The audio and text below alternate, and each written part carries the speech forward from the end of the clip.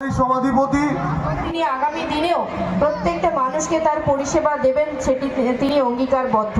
আজকে যারা এখানে উপস্থিত হয়েছেন তারা সকলে মিলে বিশেষ করে আগামী 10ই মার্চ যে আমাদের জনগণের জনগর্জন সভা, আমাদের সকলকে নিজের অধিকার নিজের আদায় করে নেওয়ার জন্য সেই সভা সকলে মিলে উপস্থিত হবেন এই আশা রাখবো।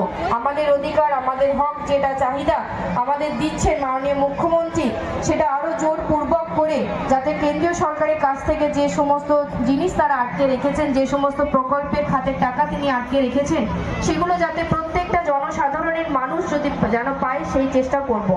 আজকে আপনারা যদি আমাদেরকে সহযোগিতা না করেন প্রত্যেক সাধারণ মানুষ, তাহলে আমরা কাদের জন্য লড়াই করব, কাদের জন্য জনগর্জন সভা করব? আপনাদেরই আওয়াজ সেই ব্রিগেডের মাঠে আওয়াজ হবে, আপনাদেরই কণ্ঠ দিল্লি পর্যন্ত পৌঁছাবে।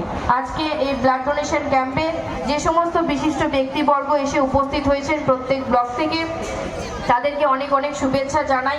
আগামী দিন আমরা একত্রিতভাবে একসঙ্গে আমরা সামনের দিকে এগিয়ে যাব এবং মাননীয় মুখ্যমন্ত্রী মমতা ব্যানার্জির হাতকে শক্ত করব, আমাদের সৈনিক অভিষেক দার হাতকে শক্ত করব।